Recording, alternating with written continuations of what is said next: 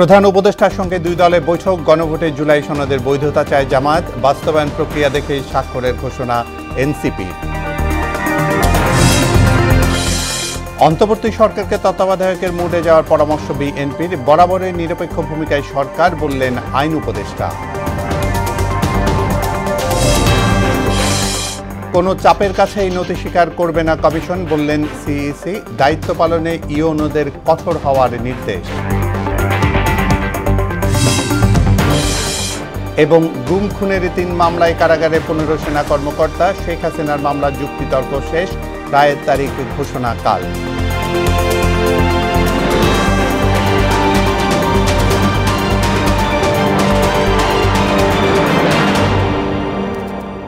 আসসালামু আলাইকুম, সবাইকে মোহনা সংবাদে স্বাগত। শুনছিলেন শিরোনাম, পুরো সংবাদের সঙ্গে আছি আমি জাবেদ কারদার।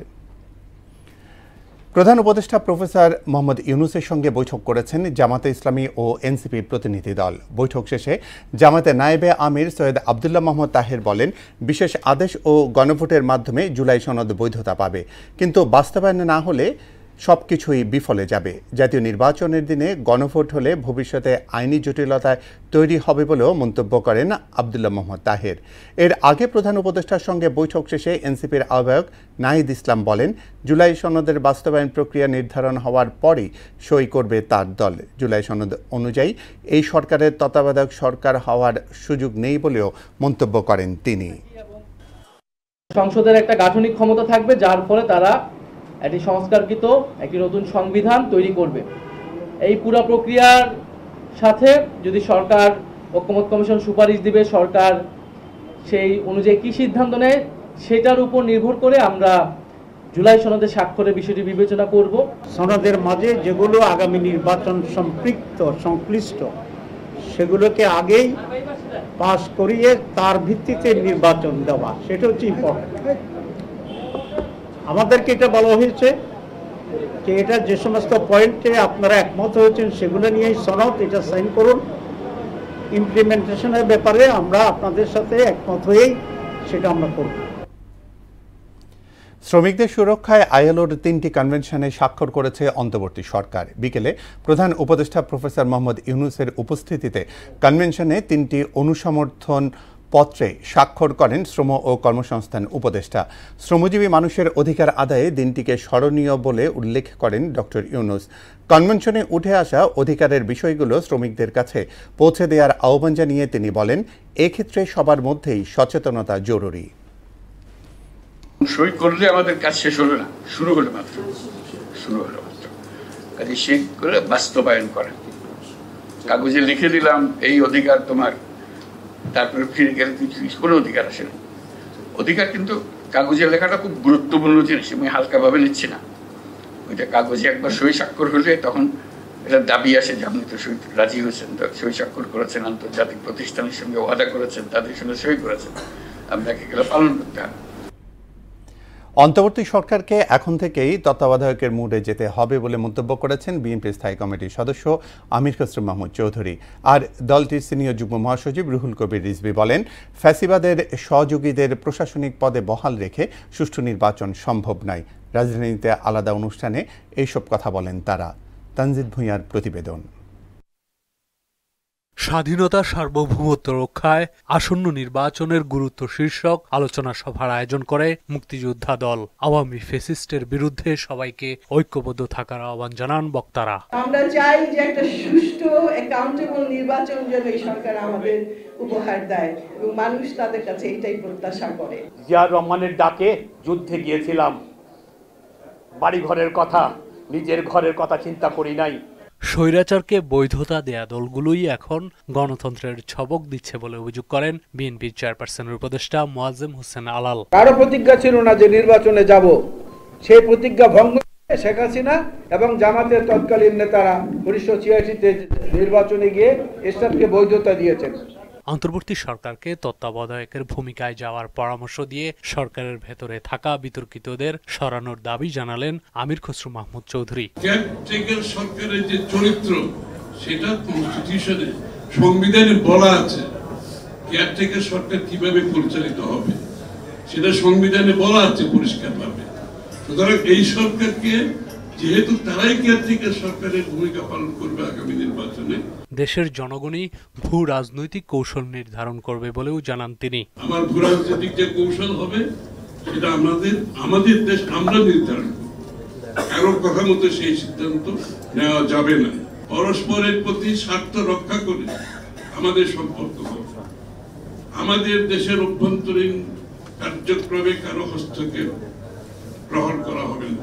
এদিকে কেন্দ্রীয় কার্যালয়ে সমসাময়িক বিষয়ে সংবাদ সম্মেলন করেন বিএনপির সিনিয়র যুগ্ম মহাসচিব রুহুল কবির রিজভী। পরবর্তীকালীন সরকার সে যখন নির্বাচনকালীন তত্ত্বাবধায়ক সরকারের রূপ নেবে তখন তো তাকে তত্ত্বাবধায়ক সরকারের যে কনসেপ্ট, একেবারে নির্দলীয় নিরপেক্ষ যে কনসেপ্ট, সে কনসেপ্টে তাকে আসতে হবে। তিনি বলেন, সুষ্ঠু নির্বাচন আয়োজনে প্রশাসন থেকে ফ্যাসিস্টের দোসরদের অপসারণ জরুরি। যারা অপরাধ করেছে তাদের বিচার হোক এবং অবশ্যই সেটা আইনি প্রক্রিয়াই হতে হবে। এখানে কোনো হস্তক্ষেপ বা কোনো মুখ চাওয়াচাওয়ির ব্যাপার থাকবে না। দেশে আইনের শাসন প্রতিষ্ঠা করতে সুষ্ঠুভাবে বিচার শেষ করতে সরকারকে তাগিদ দেন রুহুল কবির রিজভী। ফ্যাসিস্টদেরকে রক্ষা করতে গিয়ে যারা বেআইনি কাজ করেছে তাদেরকে প্রশাসনে রেখে তো অবাধ সুষ্ঠু নির্বাচন হবে না। এদেরকে। তানজিদ ভুইয়া, মোহনা সংবাদ, ঢাকা। প্রধান উপদেষ্টার সঙ্গে বৈঠকে বিএনপির তত্ত্বাবধায়ক সরকার চায়নি, অন্তর্বর্তী সরকারের নিরপেক্ষ ভূমিকার কথা বলেছে বলে মন্তব্য করেছেন আইন উপদেষ্টা আসিফ নজরুল। তার দাবি, বর্তমান সরকারের নিরপেক্ষ ভূমিকা নিয়েই কাজ করছে। সমসাময়িক ইস্যুতে সচিবালয়ে সাংবাদিকদের সঙ্গে আলাপকালে এইসব কথা বলেন তিনি। ট্রাইব্যুনালের বিচার প্রক্রিয়ার প্রতি সেনাবাহিনীর শ্রদ্ধাবোধ অত্যন্ত প্রশংসনীয় বলেও মন্তব্য করেন আইন উপদেষ্টা। সামিউজ্জামানের চৌধুরী রিপোর্ট। রাজনৈতিক দলগুলোর মধ্যে ধারাবাহিক বৈঠক করছেন প্রধান উপদেষ্টা প্রফেসর মোহাম্মদ ইউনূস। মঙ্গলবার সন্ধ্যায় বৈঠকে বসে বিএনপি। যদিও বেশ আগে থেকেই ফেব্রুয়ারি নির্বাচন নিয়ে দৃঢ় প্রত্যয় জানিয়ে আসছে সরকার, তারপরও এক ধরনের চাপা সন্দেহ আর সংশয় দেখা যাচ্ছে রাজনৈতিক দল এমনকি সাধারণ মানুষের মধ্যেও। সমসাময়িক এমন নানা বিষয়ে সচিবালয়ে সাংবাদিকদের সঙ্গে আলাপে আইন উপদেষ্টা বলেন, রাজনৈতিক দলগুলোর পাল্টাপাল্টি অভিযোগেই আলোচনার খোরাক তৈরি হচ্ছে। রাজনৈতিক দলগুলোর মধ্যে যেরকম অনৈক্য থাকে আপনার, ওনারা একজন আরেকজনের বিরুদ্ধে যেভাবে বলে ওইটার কারণে হয়তো। তবে আমার ধারণা যখন আমরা জুলাই সনদ বাস্তবায়নের ক্ষেত্রে বাস্তব অগ্রগতি দেখব, এই সম্পর্কে সকল সংশয় খুব দ্রুত তখন আশা করি। প্রধান উপদেষ্টার সঙ্গে বিএনপির বৈঠকে নির্বাচনকালীন সরকারের আকার নিয়ে আলোচনা হয়নি জানিয়ে তিনি বলেন, তত্ত্বাবধায়ক নয়, অন্তর্বর্তী সরকারের নিরপেক্ষ ভূমিকা চায় দলটি। আমি বিএনপির সাথে আলোচনা যেটা বুঝেছি, ওনারা তত্ত্বাবধায়ক সরকার চাননি, ওনারা চেয়েছে ইন্টারিম গভর্নমেন্ট যেন তত্ত্বাবধায়ক সরকারের মতো ভূমিকা পালন করে, নিরপেক্ষ ভূমিকা পালন করে। তো আমরা ওনাদেরকে বলেছি আমরা নিরপেক্ষ ভূমিকাই পালন করছি। নিরপেক্ষ ভূমিকা পালন করার জন্য প্রধান উপদেষ্টা এমনকি অ্যাসুরেন্স দিয়েছেন যে এখন জনপ্রশাসন বা অন্য কোনো জায়গা বড় বড় বদলির ব্যাপারটা উনি নিজে দেখবেন। অভিযুক্ত সেনা কর্মকর্তাদের ট্রাইব্যুনালে হাজির ও সাব জেলে রাখার বিষয়েও কথা বলেন আইন উপদেষ্টা। সেনা প্রশাসন বা সেনাবাহিনীর ঊর্ধ্বতন কর্মকর্তারা, সেনাবাহিনী প্রধান, ওনারা যেভাবে সহযোগিতা করেছেন এটা অত্যন্ত প্রশংসার দাবিদার। সাব জেলে কেন রাখা হয়েছে বা ওনারা কোথায় রাখা হবে, এটা সম্পূর্ণভাবে স্বরাষ্ট্র মন্ত্রণালয়ের দায়িত্বভুক্ত বিষয়। ওনারা যেটা প্রয়োজন, ওনারা যেটা অ্যাপ্রোপ্রিয়েট মনে করবেন এটা ওনারা করবেন, এটার জবাব দেওয়ার এখতিয়ার আমার নেই। অন্তর্বর্তী সরকারের বিরুদ্ধে বিভিন্ন দলের অভিযোগকে ইতিবাচকভাবেই দেখা হচ্ছে বলেও জানান আইন উপদেষ্টা। আমাদের বিরুদ্ধে সব দলই অভিযোগ করে যে এক দল বলে ওই দলের লোক আছে, আরেক দল বলে ওই দলের লোক আছে, আরেক দল বলে ওই দলের লোক আছে। শামীমুজ্জামান চৌধুরী, মোহনা সংবাদ, ঢাকা। কোনো চাপের কাছে নতি স্বীকার না করতে ইউনোদের নির্দেশ দিয়েছেন প্রধান নির্বাচন কমিশনার এএমএম নাসির উদ্দিন। সকালে নির্বাচনী প্রশিক্ষণ ইনস্টিটিউটে জাতীয় নির্বাচনকে ঘিরে উপজেলা নির্বাহী কর্মকর্তাদের কর্মশালায় তিনি এই নির্দেশনা দেন। সুষ্ঠু নির্বাচনের বিকল্প নেই উল্লেখ করে নির্বাচন কমিশনার আব্দুল রহমানুল মাসুদ বলেন, কমিশন ব্যর্থ হলে নিন্দিত হবে বিশ্বজুড়ে। এমআর আসাদের রিপোর্ট। ত্রয়োদশ জাতীয় সংসদ নির্বাচনকে কেন্দ্র করে উপজেলা নির্বাহী অফিসারদের ভোট ব্যবস্থাপনার বিষয়ে প্রশিক্ষণের আয়োজন করে ইসি। এতে ইউনোদের দিক নির্দেশনা দেয়া হয়। সুষ্ঠু নির্বাচনের বিকল্প নেই উল্লেখ করে নিজেদের অস্তিত্ব রক্ষায় সাহসের সঙ্গে কাজ করার আহ্বান জানান কমিশনাররা। ইনস্ট্রাকশন থাকবে, যখনই যখন কোনো ঘটনা ঘটবে দুই পক্ষের মধ্যে, দুই পক্ষ থেকে ধরতে হবে, কোনো ছাড় দেওয়া যাবে না এবং তাৎক্ষণিকভাবে ছাড়া যাবে না। যেটাকে ধরবেন, যেটাকে ধরা হবে ছাড়া যাবে না, ইলেকশনের আগে ছাড়া যাবে। সেন্ড টু কোর্ট, বলার অপেক্ষা রাখে না। আপনারা সবাই বুঝতে পারছেন যে বাংলাদেশের রাষ্ট্র এবং জাতি হিসাবে আমাদের ইতিহাসে সম্ভবত one of the most consequential election is this one. So আমরা এই গুরুত্বটা অনুধাবন করব। আমাদের সকল কাজ থাকলেও এটাকে প্রায়োরিটি কাজ হিসাবে নিয়ে আমরা যেন আমাদের দায়িত্বটা পালন করি মাঠ পর্যায়ে। খোদা না করুক এই ইলেকশনও যদি আমরা ভালো না করতে পারি, বিশ্বের কাছে, মানুষের কাছে জাতির হিসাবে আমরা অত্যন্ত নিন্দিত জাতি হিসেবে পরিণত হব। সফলভাবে নির্বাচন সম্পন্ন করার অঙ্গীকার ব্যক্ত করে নিরপেক্ষতার সঙ্গে দায়িত্ব পালনে কর্মকর্তাদের তাগিদ দেন তারা। এবং নির্বাচন মাঠে যারা আছেন তারা যেন তাদের আচরণবিধি মেনে চলেন এবং থ্রেশহোল্ডের উপরে না যান। যে ভয় পাওয়া যাবে না, হিম্মতের সাথে কাজ করতে হবে, বুদ্ধিমত্তার সাথে কাজ করতে হবে, অস্তিত্বের প্রশ্ন। চাপের মুখে নতি স্বীকার না করতে কর্মকর্তাদের নির্দেশনা দেন প্রধান নির্বাচন কমিশনার। বলেন কমিশনও নিরপেক্ষভাবে কাজ করবে। We will not bend to any pressure.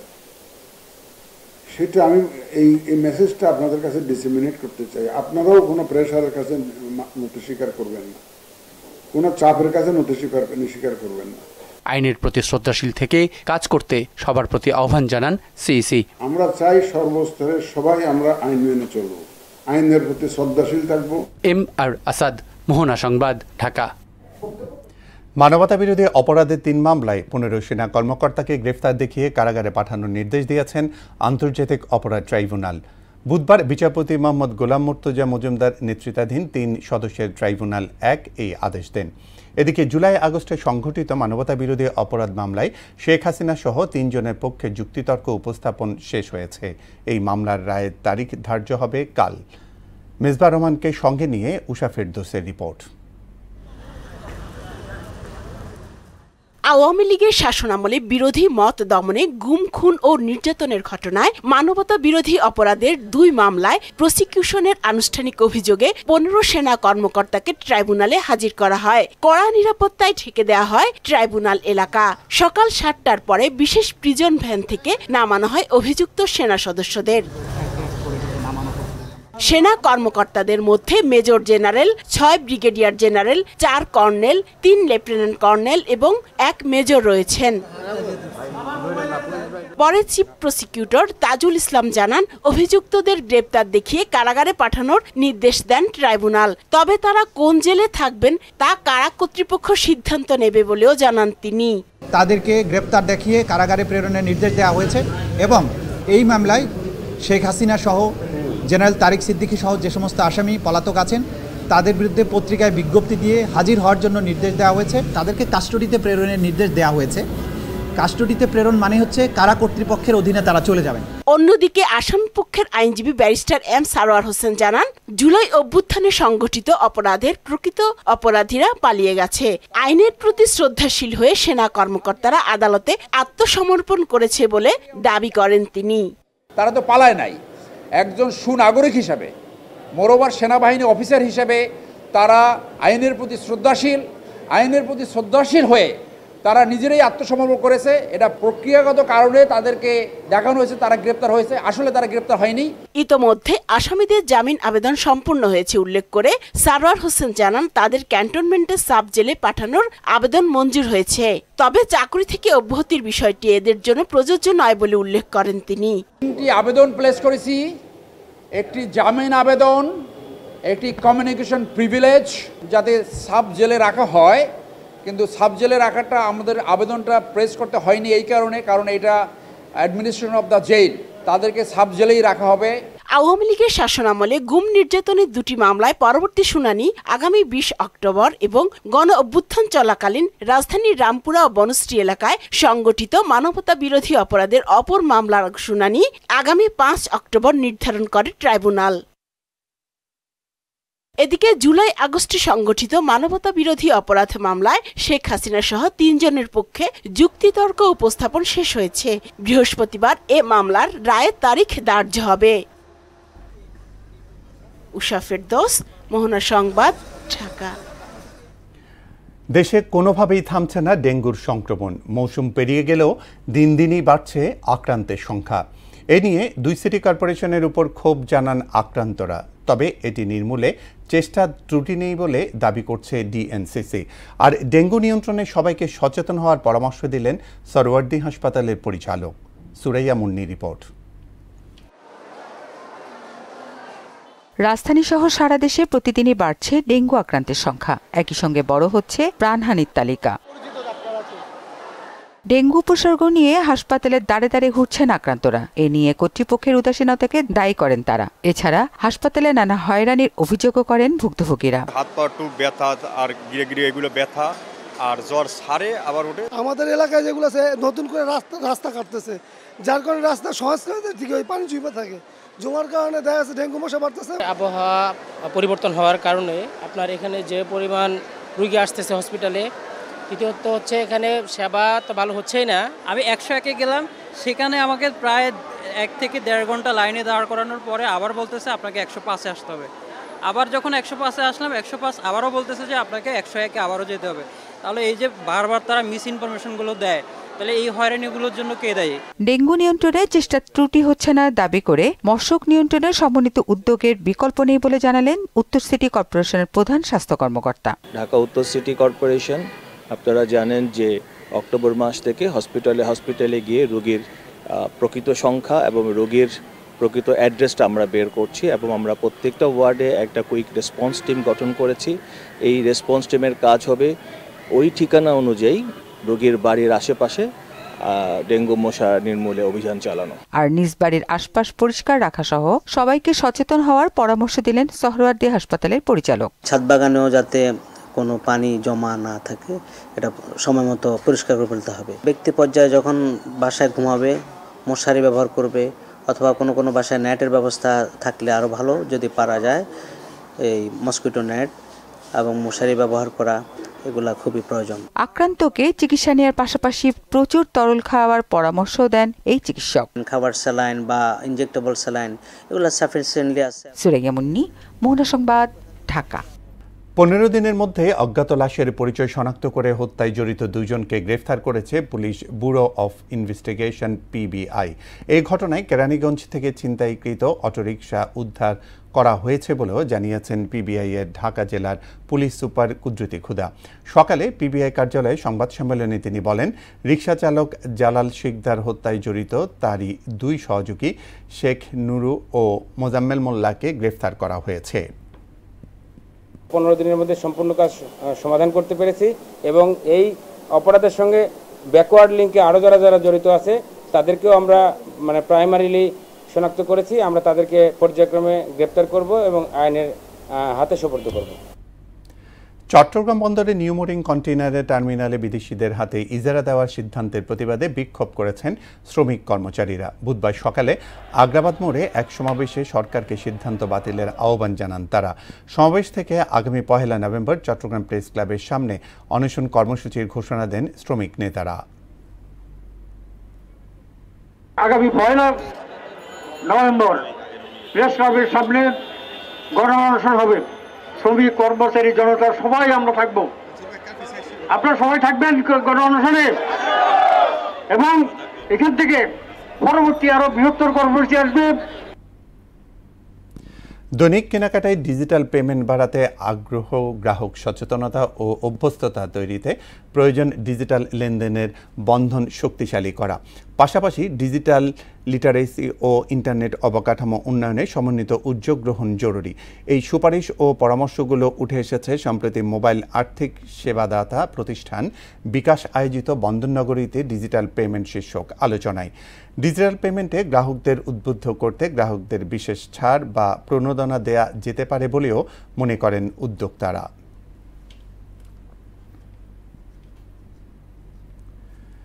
আন্তর্জাতিক প্রসঙ্গ। অভিবাসন বিরোধী বিক্ষোভ সহিংসতায় উত্তাল আয়ারল্যান্ডের রাজধানী ডাবলিন।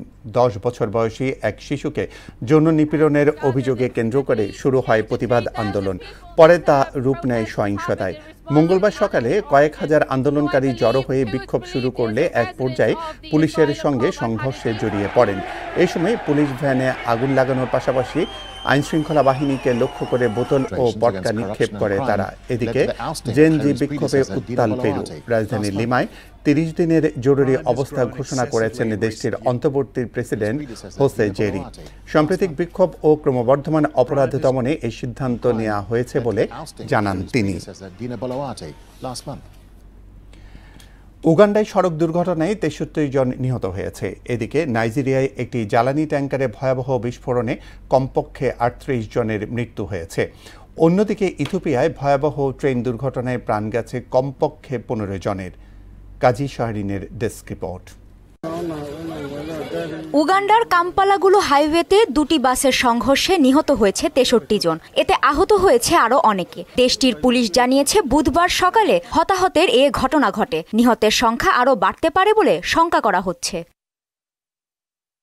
এদিকে পশ্চিম আফ্রিকার দেশ নাইজেরিয়ায় একটি জ্বালানি ট্যাঙ্কারে ভয়াবহ বিস্ফোরণের ঘটনা ঘটেছে। এতে কমপক্ষে 38 জন নিহত হয়েছে। মূলত জ্বালানিবাহী ট্যাঙ্কারটি উল্টে যাওয়ার পর অনেকেই রাস্তায় ছড়িয়ে পড়া জ্বালানি সংগ্রহের চেষ্টা করেন, আর সেই সময় ট্যাঙ্কারটিতে বিস্ফোরণ ঘটে। অন্যদিকে পূর্ব আফ্রিকার দেশ ইথিওপিয়ায় ভয়াবহ ট্রেন দুর্ঘটনায় 15 জন নিহত হয়েছে, আহত হয়েছে 27 জন। স্থানীয় কর্মকর্তারা জানিয়েছেন দুর্ঘটনার সময় যাত্রীদের অনেকেই জানালা দিয়ে লাফিয়ে পড়ে প্রাণ বাঁচানোর চেষ্টা করেন। মঙ্গলবার এক প্রতিবেদনে এ তথ্য জানিয়েছে ব্রিটিশ সংবাদ মাধ্যম বিবিসি। সংবাদ মাধ্যমটি বলছে, গত সোমবার রাতে ইথিওপিয়ার পূর্বাঞ্চলীয় শিনিলে শহরের কাছে এক দুর্ঘটনাটি ঘটে। ট্রেনটি চলন্ত অবস্থায় লাইনচ্যুত হয়ে থেমে থাকা আরেকটি ট্রেনের সঙ্গে ধাক্কা খায়, আর এতেই হতাহতের এ ঘটনা ঘটে। কাজী শাহরিন, মোহনা সংবাদ। শেষ করব মোহনা সংবাদ। যাবার আগে শিরোনামগুলো জানিয়ে দিচ্ছি আরও একবার।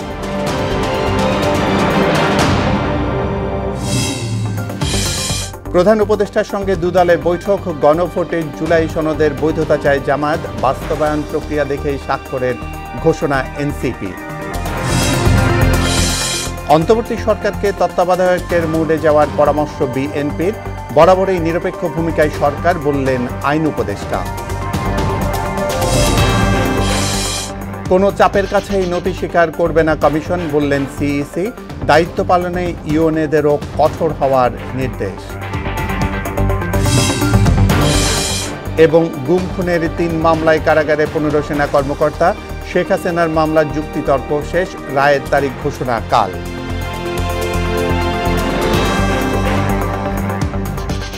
এই ছিল মোহনা সংবাদে। আমাদের পরবর্তী সংবাদ রাত 12টায়। মোহনার সব শেষ খবর জানতে ভিজিট করুন www.mohana.tv। সংবাদ দেখতে পারেন ফেসবুক, ইউটিউবেও। এতক্ষণ সঙ্গে থাকার জন্য ধন্যবাদ সবাইকে।